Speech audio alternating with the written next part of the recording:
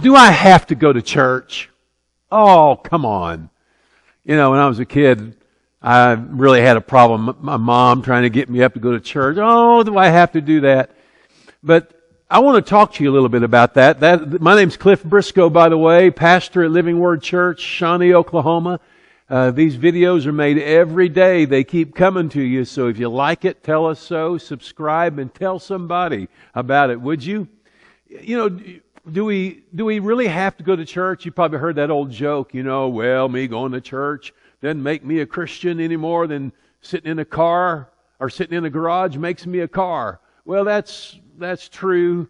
You know, you going to church doesn't make you a Christian, because we know people who go to church and they're not really, you know, you look at them, oh, I'm not really sure about you. You don't really seem to be a believer.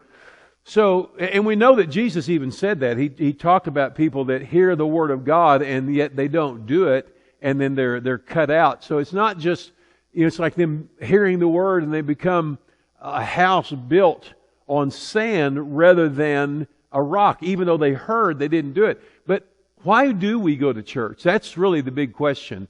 If going to church, assembling together, is to be done, why do we do it? Well, first of all, the Bible tells us to. It says, consider one another, to stir one another up to good works and love, and don't forsake the assembling of ourselves together, as is the manner of some, especially as you see the day approaching. Man, there's a lot in that verse. First of all, he says that when we gather together, it stirs us up.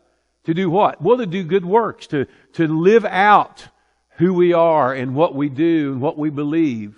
We see that in people that really love Jesus and go after Him. They're stirred up to do the work of Jesus. And then he says we'll be stirred up to love. You know, when we gather together, it's really kind of a test of love too, isn't it? Can you get along with these people? And you learn to love in that group, and then you take that love out to somebody else.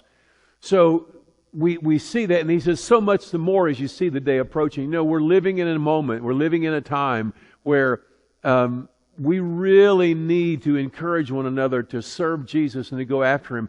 And as you see the day approaching, what day is it? Well, any day, any bad day, if it's the end of the world, we need to be stirring one another up to do the work of Jesus. Get into a good church and serve and get stirred up to do the work of the ministry. See you tomorrow.